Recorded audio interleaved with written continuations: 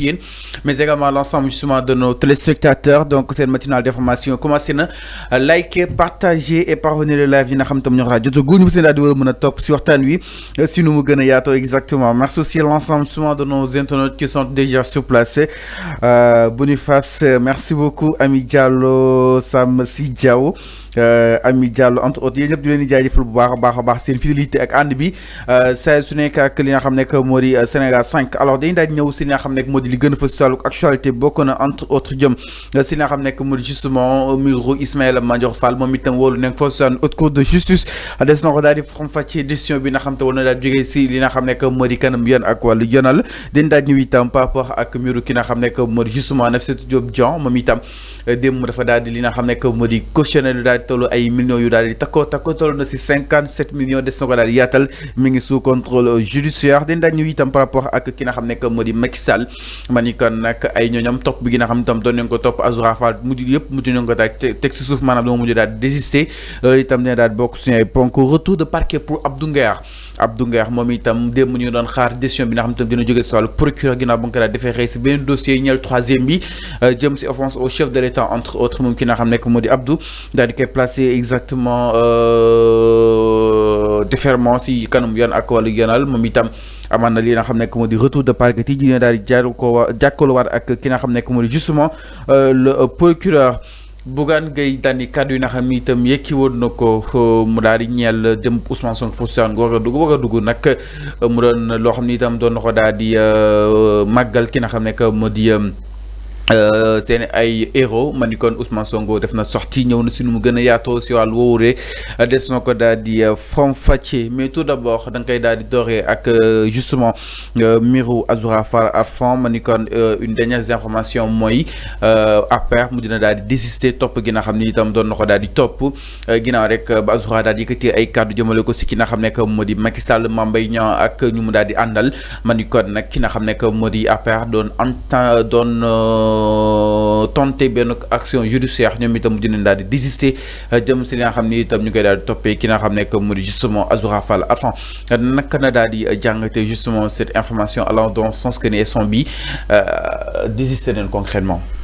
Oui, c'est un choix ñoom ñoo def choix d'abandonner le dossier sauf que dossier bi ba léegi mu ngi ci kanam yoon parce que le procès de Azoura Fall quand même a été donc annoncé pour le 22 su ma juumul donc bu fekkee benn entité politique ba dafa décider retirer wu ci dossier boobu ou bien des avocats ñoom peut-être ñoom seen conviction la wala seen décision la man décision laa koy wooye parce que bi may ñëw tey si suba dama lire ni que dañu ne maître El Hadji Diouf, Amadou Sall et Antoine Beng annoncent le retrait de la contribution des partis donc de la contribution des partis civils notamment l'APR et la procédure donc dans l'affaire Azoura Fall pour une perte totale de confiance donc ñoom manque de confiance la ñu wax parce que dañu ne l'APR s'est retiré parce que il y a un manque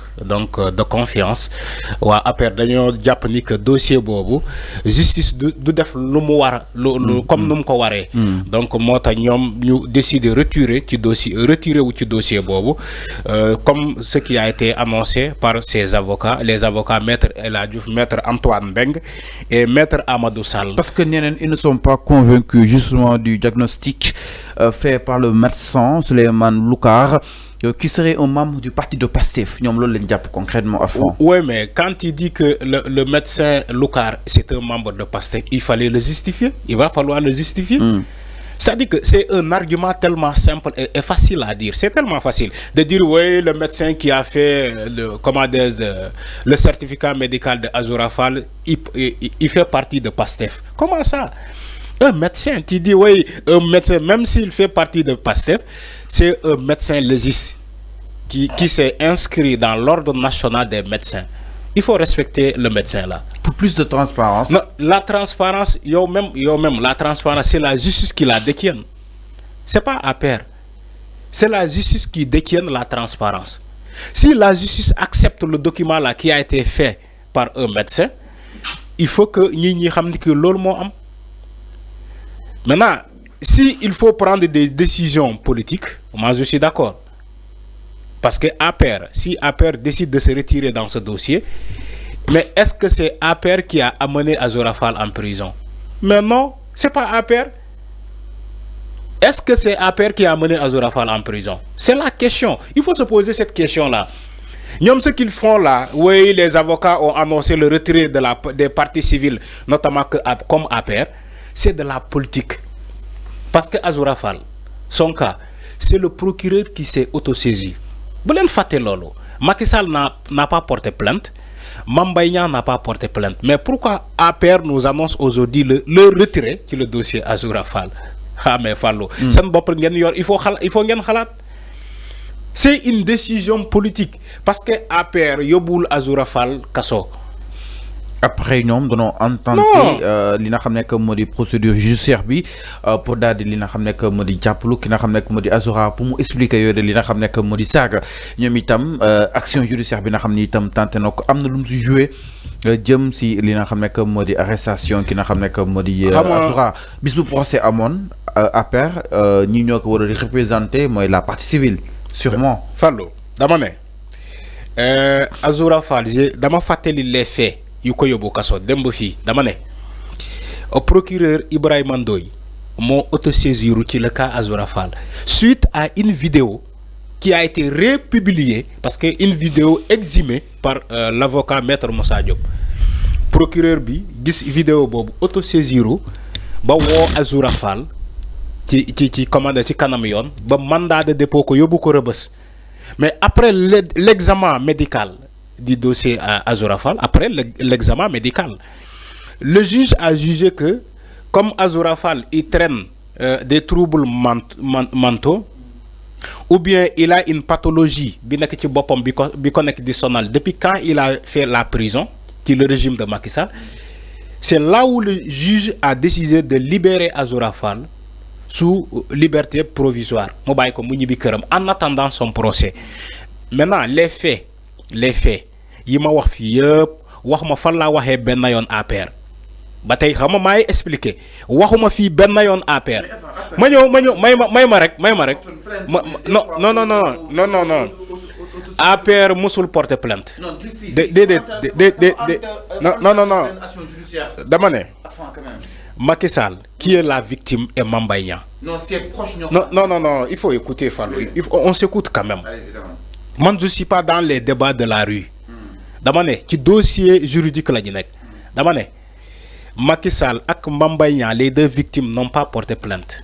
C'est aujourd'hui que APR se signale ni que ñoom dañoo amoon intention yóbbu Azura Fall ci kanam yoon pour ces allégations. C'est léegi la ñuy signaler mais Azura Fall bu mu jàkkaarloo ak procureur ak juge bi lan la ko wax juge bi dafa ne dama lay mandat de dépôt pour comment dirais-je injure publique avocat yi ne ko déedéet amul injure publique dans la mesure où les deux victimes ne se sont pas signalées, dans la mesure où que les deux victimes Macky Sall ak Mame Mbaye Niang porté wuñu plainte am Azura Fall, donc on peut pas parler d'injure publique.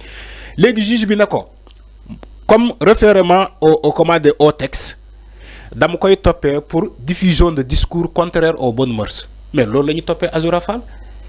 C'est maintenant que waa APR ñi nek di signaler dina non on avait l'intention de porter plainte contre Azura Fall. Vous ne l'avez pas fait. Pourquoi vous ne l'avez pas fait? C'est ça la question. Nañu bay roubé bi. S'il s'agit de parler politiquement, il faut parler politiquement. Mais s'il s'agit de régler ces choses-là devant la justice, il faut aller dans ce dossier-là. Et non pas ñu nek fi di parlo. Fallo, le dossier, tu verras jamais où on t'a dit que la plainte de APR est là. Le dossier Azura Fall. Je te parle en connaissance de cause. Non, par parlo là. On veut quelque part gagner une bataille politique. Mota oui, maître El Hadji Diouf, maître Antoine Beng, maître Amadou Sall, des avocats de APR, ils disent que oui, nous on a décidé de se retirer. Ces avocats que j'étais cités là de APR, ils n'ont jamais porté plainte contre Azura Fall. Non, il faut arrêter quand même. Alors donc, exactement, dans l'affaire Assane Gueye alias Azoura Fall, donc la partie civile a pris la décision de se désister. Pour rappel, le tribunal des flagrants délits de Dakar a renvoyé l'audience au 21 mai 2025 et accordé la liberté provisoire au prévenu le 15 mai 2025. Sur requête de ses avocats plaidant la démence, c'est d'ailleurs cette décision qui a motivé l'attitude de la partie civile dans une correspondance adressée au président du tribunal. Les avocats des plaignants, Maître El Hadji Diouf, Amadou Sall, Maître Antoine Meng, Aboubakar Dey, entre autres, ont annoncé le retrait de leurs clients de la procédure, invoquant une perte de confiance dans son déroulement. Dans leur document, ils soulignent que la liberté provisoire a été motivée par la démence sur la base d'un rapport médical du 12 mai 2025 établi par le médecin Souleymane Loukar, directeur de l'hôpital de Pikine depuis mars 2025, et qui serait un militant de PASTEF. Les avocats ont aussi déploré l'absence d'un contre-examen ou d'une expertise contradictoire ordonnée par le tribunal. Enfin, l'autre peut-être japonais. Contre expertise amon benn contre examen par rapport ak di leen jégalu bu baax par rapport ak micro bi donc ñëw woon donc mi ngi noonu par rapport ak mbiru ki nga xam ne que moo di Azoura Fall. En tout cas les avocats ñoom annoncé na li nga xam ne moo di seen retrait bokk na si ki nga xam ne moo di Maître El Hadji Diouf, Amadou Sall, Antoine Meng ak ki nga xam ne moo di Aboubacar Dey. ñoom ñi ngi souligner le fait que bëgguñu ñu amal li nga xam ne moo di justement un contre-examen à femme suñu amoon contre-examen par rapport ak li nga xam ni itam moom la médecin bi daal di génnee di ki nga xam ne moo di Loukar, est-ce que loolu du gënoon li nga xam ne moo di justement peut-être dindi toute suspicion autour ñu ne yëf yi wóorul seenu xel concrètement. Oui, contre-examen fait par qui? Ordonné par qui? Par le tribunal. Par le juge. Ben médecin def. Demandé par le juge. Concrètement. Le médecin qui a fait le document, c'est un médecin inscrit dans l'ordre national des médecins. Maintenant, s'ils ne sont pas d'accord, comme lire votre parti là, si vous n'êtes pas d'accord, il faut défendre cette cause-là et ne pas se retirer. C'est comme ça. Ils ont toujours prôné la politique de la... Non, on ne dit pas comme ça. Non, on ne dit pas comme ça. Défendre Doumboudiou Fen, parce qu'ils nous ont habitués à ce genre de justice. Quand ils étaient là pendant 12 ans, ils ont habitué les Sénégalais à une justice à double vitesse. Moi, madame, un dossier, si épingler, c'est nit direct. Doumboudiou Fen. C'est pas comme ça qu'on règle les choses, Fallou. Des avocats assermentés. Comment tu peux dire que le dossier bi dam koy abandonné parce que awma ci confiance. Wala dossier bi dama ci décourager. Wala du muju fen. Yo, tu n'es pas un avocat. Alors. Donc non, mais c'est comme ça. Alors, c'est clair. Soit ils décident d'être des avocats, soit ils décident d'être des politiciens de APR. Alors, non. C'est une décision ils ne sont pas des avocats, mais plutôt des politiciens. C'est des politiciens. Ils ont quitté la justice pour aller dans la rue, pour régler cette affaire-là. Oui, nous, on a décidé de se retirer pour manque de confiance parce que le dossier est du fan. Alors, un politicien, mais c'est pas un avocat. C'est clair, nous évoluons un peu par rapport à Mirmbi. Alors, nous avons si l'ENN du côté de la régie,